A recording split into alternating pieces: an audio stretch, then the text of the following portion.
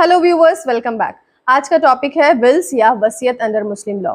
तो मैं याद दिला दूं कि जब भी हम मुस्लिम लॉ का कोई कॉन्सेप्ट पढ़ते हैं तो उसमें सबसे पहले हम देखते हैं कि इस्लाम के आने से पहले इस कॉन्सेप्ट से रिलेटेड क्या लॉज या रूल्स थे।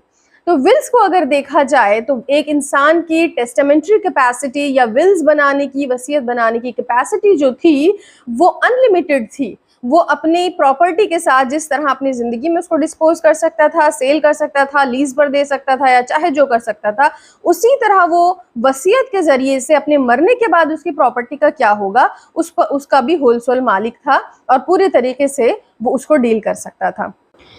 तो इस्लाम आया और इस्लाम के आने के बाद कुरान ने कुछ रेस्ट्रिक्शंस इम्पोज की, कुछ लिमिट्स इम्पोज की और कुछ रूल्स और लॉज बना दिए विल से रिलेटेड, एक मुस्लिम की टेस्टामेंट्री कैपेसिटी से रिलेटेड। विल्स का बेसिस देख लेते हैं। सबसे पहले कुरान चैप्टर 2 वर्स 180 में दिया गया है, it is ordained for you that anyone who is at the point of death and has property to leave should bequeath equitably to his parents and near relatives.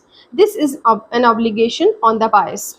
यानी ये ज़रूरी है कि अगर आपके पास कोई भी प्रॉपर्टी है जिसे आप छोड़कर जाएंगे इस दुनिया से, तो उस प्रॉपर्टी की आप विल बना दें और अपने जो भी नियर रिलेटिव्स और पेरेंट्स हैं उनको इक्विटेबली उसको डिस्ट्रीब्यूट कर दें।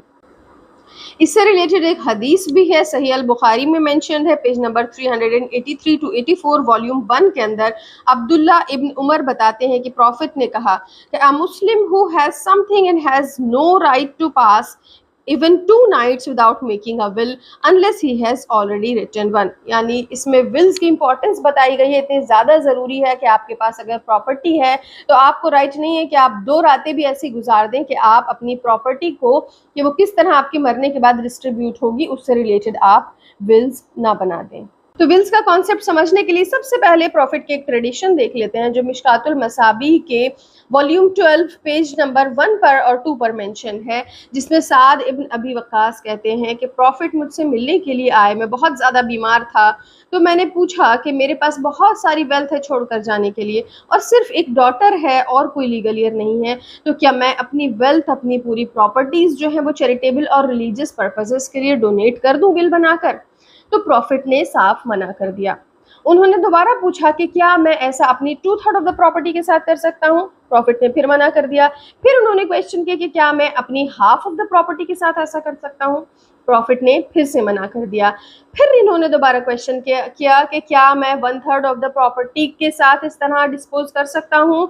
तो प्रॉफिट ने कहा ठीक है, तुम अपनी 1/3 ऑफ द प्रॉपर्टी को इस तरह डिस्पोज कर दो कि रिलीजियस और चैरिटेबल पर्पसेस के लिए दे दो, क्योंकि 1/3 भी एक बिग डील है जितनी वेल्थ तुम्हारे पास है। और ये बेहतर है कि तुम अपने ईयर्स को रिच छोड़कर जाओ इस दुनिया से, ना कि उन्हें पुअर और डेस्टिट्यूट हालत में छोड़कर जाओ। और गॉड के लिए तो अगर थोड़ा सा भी, एक हैंडफुल या एक माउथफुल भी डोनेट करोगे तो उसका भी तुम्हें गॉड बहुत ज़्यादा रिवॉर्ड देगा। तो फ्रेंड्स, एक तरफ तो ये एक ऑब्लिगेशन है हर एक मुस्लिम के ऊपर कि वो विल बनाए अपनी प्रॉपर्टी की, और साथ ही दूसरी तरफ एक रेस्ट्रिक्शन भी है और उसके ऊपर लिमिट्स भी लगा दी गई हैं टेस्टामेंट्री कैपेसिटी के ऊपर कि आप कितना डिस्पोज कर सकते हैं अपनी मर्जी के मुताबिक। यानी उसके अलावा आपकी प्रॉपर्टी जो है वो लॉ ऑफ सक्सेशन के थ्रू, जिस तरह कुरान में बताया गया, फिक्स किए गए सबके शेयर्स, उसके थ्रू ही डिस्ट्रीब्यूट होगी आपके लीगल ईयर्स के ऊपर। तो लॉ ऑफ विल्स जो है ये इन दोनों टेंडेंसीज के बीच में एक कॉम्प्रोमाइज, एक बैलेंस क्रिएट करता है। अब कुछ डेफिनेशन देख लेते हैं विल्स की। दुर्रुल मुख्तार में डेफिनेशन दी गई है, will is an assignment of property to take effect after one's death। और तैयब जी की डेफिनेशन जो बहुत ही सिंपल, मुझे बहुत ज़्यादा पर्सनली पसंद है, the legal declaration of the intentions of a Muslim with respect to his property which he desires to be carried into effect after his death. एक मुस्लिम की लीगल डिक्लेरेशन उस इंटेंशंस की जो वो चाहता है अपनी प्रॉपर्टी के साथ करना अपने मरने के बाद, कि वो किस तरह डिस्ट्रीब्यूट हो, किस तरह डिस्पोज हो। कुछ इसी डेफिनेशन को लिया गया है इंडियन सक्सेशन एक्ट 1925 के सेक्शन 2 में, जिसमें कहा गया है विल्स के बारे में कि it is a legal declaration of the intentions of a Muslim with respect to his property which he desires to be carried into effect after his death। तो फ्रेंड्स, इसमें कंफ्यूज होने की बिल्कुल भी ज़रूरत नहीं है। एक इंसान की डेथ के ऊपर उसकी जो प्रॉपर्टी होगी, तो सबसे पहले उसके फ्यूनरल एक्सपेंसेस निकाले जाते हैं, उसके बाद उसमें जो भी उसके ऊपर डेट्स हैं, कर्जे हैं, उसको निकाला जाता है, और थर्ड नंबर के ऊपर जो उसने विल बनाई है उसको डिस्पोज किया जाता है। देन फोर्थली जो प्रॉपर्टी उसकी बची है वो जो है लॉ ऑफ सक्सेशन के थ्रू डिस्ट्रीब्यूट होती है अमंग हिज लीगल ईयर्स। अब सवाल आता है कि रिटन होगी या ओरल होगी, तो इसकी फॉर्म इमैटेरियल है, रिटन भी हो सकती है, ओरल भी हो सकती है। अगर रिटन है तो साइंड हो ये ज़रूरी नहीं है, अगर साइंड है तो अटेस्टेड हो ये ज़रूरी नहीं है, यानी फॉर्म इसकी इमैटेरियल है, सिर्फ इंटेंशंस जो हैं वो क्लियर होनी चाहिए। तो इसीलिए एक डम पर्सन भी अपने जेस्चर्स के थ्रू अपनी प्रॉपर्टी के विल्स बना सकता है एज पर शरिया लॉ। फॉर्मेलिटीज़, ये जो एसेंशियल रिक्वायरमेंट्स हैं एक विल की, वो इस तरह है कि टेस्टेटर कॉम्पिटेंट होना चाहिए। कॉम्पिटेंट मीन्स साउंड माइंड हो, मेजर हो, फिर उसकी इंटेंशन बोनाफाइड होनी चाहिए और वो इंटेंशन क्लियरली एक्सप्रेस्ड हो, जो वो प्रॉपर्टी के साथ अपनी या कितनी प्रॉपर्टी देना चाहता है वो सब कुछ एक्सप्रेसली मेंशन्ड हो, और it must be intended to operate after his death. Will तभी कहलाएगी जब वो अपनी डेथ के बाद उस प्रॉपर्टी को इस तरह डिस्पोज करना चाहता हो। फोर्थली उसकी जो क्वांटिटेटिव लिमिट्स हैं कि कितनी होनी चाहिए, जो हमने अभी एक हदीस में देखा कि 1/3 से ज़्यादा नहीं दी जा सकती है, तो क्वांटिटेटिव लिमिट्स जो है वो प्रॉपर्ली ऑब्जर्व की गई हो। क्वालिटेटिव रिक्विजिट्स जो है subject matter of the will की, कि ये सब्जेक्ट मैटर है वो क्लियरली एक्सप्रेस किया गया हो, वो सब सेटिस्फाई की गई हो रिक्विजिट्स। एंड सिक्स्थली जो लिगेटी है जिसके फेवर में विल बनाई जा रही है वो कॉम्पिटेंट हो इस बेनिफिट को लेने के लिए। अब उसकी कॉम्पिटेंसी इस तरह है, जिसके फेवर में विल बनाई जा रही है वो कॉम्पिटेंट होना चाहिए प्रॉपर्टी को होल्ड करने की, चाहे वो मेल हो या फीमेल हो, कोई भी हो सकता है। अनबॉर्न पर्सन की फेवर में विल नहीं बनाई जा सकती है, अगर बन गई है तो विद इन 6 मंथ्स अगर वो बॉर्न हो जाता है तो वो वैलिड होगी, अदरवाइज नहीं होगी। लेकिन शिया लॉ में इसमें 10 मंथ्स का टाइम दिया गया है। और तीसरा, वो इंसान जो ईयर है, जो ऑलरेडी लीगल ईयर है, उसके फेवर में कभी भी विल नहीं बनाई जा सकती। इसको अभी डिटेल में और डिस्कस करेंगे। तो एक मुस्लिम की जो टेस्टामेंट्री कैपेसिटी है उसके ऊपर कुछ रेस्ट्रिक्शंस लगाई हैं कुरान ने, जिसमें सबसे पहले रेस्ट्रिक्शन है कि वो अपनी प्रॉपर्टी के 1/3 से ज़्यादा पार्ट को एज विल किसी को डोनेट नहीं कर सकता है। दूसरी रेस्ट्रिक्शन है कि वो जो ऑलरेडी लीगल ईयर्स हैं उसके, जिनको प्रॉपर्टी मिलने वाली है उसके मरने के बाद थ्रू द कुरानिक लॉज, उनके फेवर में नहीं बना सकता है। और तीसरी जो है वो ये है कि कोई भी ऐसा पर्पस जो इस्लाम के अगेंस्ट है, कोई ऐसे ऑब्जेक्ट के लिए वो विल नहीं बना सकता है। तो फ्रेंड्स, ये जो 1/3 वाली रेस्ट्रिक्शन है इसका बेसिस हमने ऑलरेडी देखा कि एक हदीस है जिसमें प्रॉफिट ने कहा कि आप 1/3 ऑफ द प्रॉपर्टी से ज़्यादा अपनी डोनेट नहीं कर सकते हैं। स्कॉलर्स का कहना है कि ये इस्लामिक प्रिंसिपल्स के अगेंस्ट है कि आप डोनेट कर दें अपनी प्रॉपर्टी और आपके खुद के जो लीगल ईयर्स हैं वो पुअर और डिस्टिट्यूट रह जाएं। तो फ्रेंड्स, लीगल ईयर्स के फेवर में विल बनाने के ऊपर क्यों रेस्ट्रिक्शन लगा दी गई, जबकि ये इस्लाम के आने से पहले ऐसी रेस्ट्रिक्शन नहीं थी और लोग बनाया करते थे?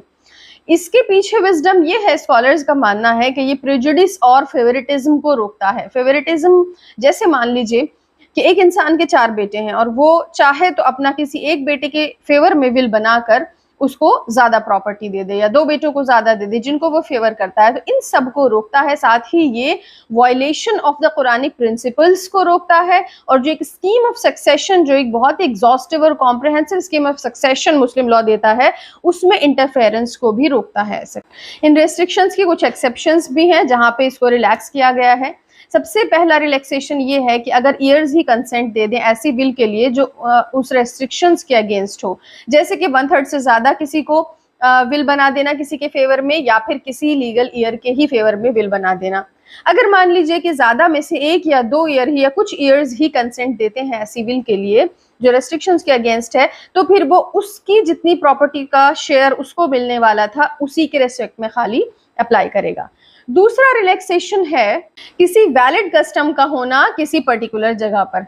तीसरा रेस्ट्रिक्शन है जहां पर कोई भी ईयर्स नहीं है, अगर किसी इंसान के कोई भी ईयर्स नहीं है तो वो फिर उस लिमिट को एक्सीड कर सकता है। एंड फोर्थली, अगर सिर्फ हस्बैंड या वाइफ ही ईयर है, इसको जब हम लॉ ऑफ सक्सेशन पढ़ेंगे उसमें डिस्कस किया जाएगा डिटेल में कि हस्बैंड और वाइफ जो हैं वो शेयरर्स हैं, और उनका शेयर जो फिक्स किया है कुरान ने, अगर वाइफ है, कुरान ने जो लिमिट फिक्स की है वाइफ के लिए वो 1/4 है, तो उस विल के बाद 2/3 जो बचता है, पहले 1/3 ऑफ द प्रॉपर्टी को एज विल दे दिया जाएगा, जो 2/3 बचेगा, उस 2/3 में से 1/4 वाइफ को देने के बाद जो प्रॉपर्टी बचेगी वो फिर से उस विल में लग जाएगी। इसी तरह से अगर सिर्फ हस्बैंड ही ईयर है तो हस्बैंड के लिए कुरान ने 1/2 शेयर फिक्स किया है वाइफ की प्रॉपर्टी में से। अब मान लीजिए विल भी है तो पहले सबसे 1/3 ऑफ द प्रॉपर्टी विल में दे दी जाएगी, जो बचा 2/3, तो 2/3 में से हस्बैंड को हाफ दे दिया जाएगा। उसके बाद फिर से जो प्रॉपर्टी बचती है वो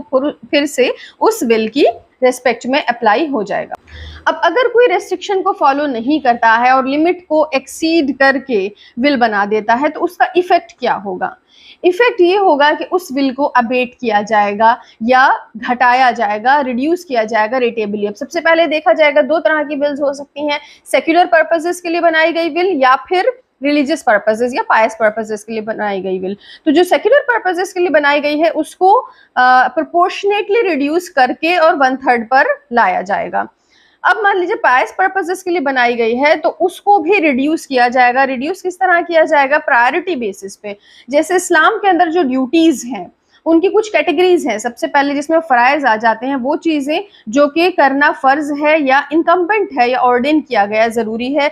सेकेंडली उसके बाद वाजिबात आती हैं जिसको करना रिकमेंडेड है इस्लाम के अंदर। और थर्ड कैटेगरी ऑफ ड्यूटीज जो है वो नवाफिल आते हैं जिसको करना अच्छा है और अगर नहीं करा तो कोई बात नहीं है। तो सबसे पहले प्रायोरिटी दी जाएगी फराइज को, उसके बाद वाजिबात को और उसके बाद लास्टली नवाफिल को। एक और कॉन्सेप्ट को समझना बहुत जरूरी है विल से रिलेटेड, वो है मरजुल मौत में दिया गया गिफ्ट। मरजुल मौत एक ऐसा मर्ज है, एक ऐसी डिजीज है जिससे ये हालात पैदा हो जाते हैं कि लगता है कि इंसान अब मर जाएगा या फिर वो डेथ बेड पर कहलाता है। तो अगर ऐसा इंसान गिफ्ट बनाता है, कई बार ऐसा होता है क्योंकि गिफ्ट की एक इंसान को करने की जो राइट है उस पर कोई रेस्ट्रिक्शंस नहीं है, वो चाहे तो अपनी पूरी की पूरी प्रॉपर्टी अपनी लाइफ में किसी को भी गिफ्ट कर सकता है। तो एक ऐसा गिफ्ट जो मरजुल मौत में किया गया हो, it will take effect as will only, क्योंकि वो इंसान को मालूम है और सब लोगों को मालूम है कि वो मरने वाला है और उस टाइम पर वो गिफ्ट बना जाए, अपनी पूरी की पूरी प्रॉपर्टी किसी को गिफ्ट कर जाए, तो वो क्योंकि मरने के बाद ही इफेक्ट में आएगी इसीलिए इसको जो है विल माना जाएगा। अब देख लेते हैं सुन्नी और शिया लॉ के डिफरेंसेस विल से रिगार्डिंग। तो सबसे पहला डिफरेंस ये है कि अगर एक सुन्नी मुस्लिम सुसाइड कर लेता है जिसने विल बनाई है तो उसकी बनाई गई विल जो है वो वैलिड होगी, जबकि शिया लॉ में अगर एक विल बनाने वाला सुसाइड करके फिर विल बनाता है तो वो इनवैलिड होगी। अगर उसने पहले ही विल बना चुका है उसके बाद वो सुसाइड कर लेता है तो विल वैलिड होगी। दूसरा डिफरेंस उस बच्चे को लेकर है जो कि अभी तक पैदा नहीं हुआ है लेकिन उसके फेवर में विल बना दी जाती है। तो अगर ऐसा बच्चा 6 मंथ्स के अंदर अंदर पैदा हो जाता है तो सुन्नी लॉ में तभी तक वो वैलिड होगा, इसके बाद नहीं। लेकिन शिया लॉ ने इसमें 10 मंथ्स का पीरियड दिया है। एक तीसरा डिफरेंस ये है कि अगर लीगल ईयर्स के फेवर में कोई विल बना दी जाती है तो सुन्नी लॉ में वो इनवैलिड होती है, जबकि शिया लॉ में 1/3 की लिमिट तक वो वैलिड हो सकती है। फ्रेंड्स, लीगेटी की कंसेंट भी जरूरी है, यानी जिसके फेवर में विल बनाई जा रही है, जिसको मिलने वाली है प्रॉपर्टी, उसकी भी कंसेंट होना चाहिए। लेकिन फर्क सुन्नी और शिया लॉ में ये है कि सुन्नी लॉ में अगर लीगेटी पहले ही उसकी डेथ हो जाती है कंसेंट देने से तो उसकी कंसेंट को प्रिज्यूम कर लिया जाएगा, जबकि शिया लॉ में हर हाल में उसकी कंसेंट को ऑब्टेन करना जरूरी है, प्रिज्यूम नहीं किया जाएगा, अदरवाइज विल जो है वो इनवैलिड हो जाएगी। अच्छा, कंसेंट का टाइम जो है वो सुन्नी लॉ में एक टेस्टेटर की, यानी जिसने विल बनाई है उसकी डेथ के बाद ही कंसेंट ली जाएगी। लेकिन शिया लॉ में ऐसा नहीं है, शिया लॉ में पहले भी ली जा सकती है, टेस्टेटर के मौजूदगी में, उसकी जिंदगी में भी, और टेस्टेटर के मरने के बाद भी ली जा सकती है। एक और मेजर डिफरेंस ये है कि अगर लीगेटी ने डेथ कॉज की है टेस्टेटर की जिसने विल बनाई है, और लीगेटी वो जिसको विल का बेनिफिट मिलने वाला है, तो फिर उसको कभी भी उसकी प्रॉपर्टी से बेनिफिट नहीं दिया जाएगा और वो विल इनवैलिड हो जाएगी। शिया लॉ में इसमें डिफरेंस ये है कि अगर इंटेंशनली डेथ कॉज कर देता है लीगेटी टेस्टेटर की तो फिर विल इनवैलिड हो जाएगी, लेकिन अगर अनइंटेंशनली कॉज की है, ये साबित हो जाता है, तो फिर वो विल वैलिड रहेगी उसके फेवर में। जहां पे हमने बात की थी कि अगर विल जो है वो लिमिट को एक्सीड करती है, रेस्ट्रिक्शंस को एक्सीड करती है, तो फिर उसको रिड्यूस किया जाएगा। तो पायस पर्पसेस में हमने देखा था सुन्नी लॉ में कि फराइज और फिर वाजिबात और फिर नवाफिल इस तरह से रेटेबली या प्रोपोर्शनली रिड्यूस किया जाएगा, लेकिन शिया लॉ में ऐसा नहीं है। शिया लॉ में फराइज के लिए बिक्वेस्ट ऐसे का ऐसे ही रहेगा और बाकी नवाफिल और वाजिबात के लिए उसको प्रोपोर्शनेटली रिड्यूस किया जाएगा। एक और बहुत बड़ा डिफरेंस सुन्नी और शिया लॉ में ये है कि अगर लीगेटी की ही पहले डेथ हो जाती है टेस्टेटर से तो फिर विल इनवैलिड हो जाएगी सुन्नी लॉ में, लेकिन शिया लॉ में वही प्रॉपर्टी जो है वो लीगेटी के सक्सेसर्स को पास ऑन हो जाएगी। तो एक ब्रीफ इंफॉर्मेशन थी विल्स के बारे में मुस्लिम लॉ के अंदर। I hope it will be very helpful for you. For more videos like this, continue watching.